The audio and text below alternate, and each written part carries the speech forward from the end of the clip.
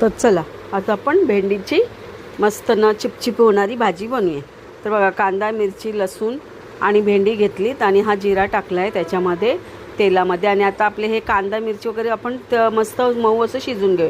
आता ही भेंडी टाकली, भेंडीवरती मी हळद टाकलेली, मीठ टाकला आणि मस्त असं परतून घेऊ। हा ओला खोबरा टाकला आहे आणि हे ना आपण असं थोडी मऊ होईपर्यंत शिजून घेऊ। ती शिजून झाल्यानंतर ना हे थोडं थोडं आपण वरती ना बेसन टाकायचं। बेसन का टाकायचं, कारण ना बेसन टाकल्यामुळे ना आपली ना भेंडी अशी चिकट होणार नाही।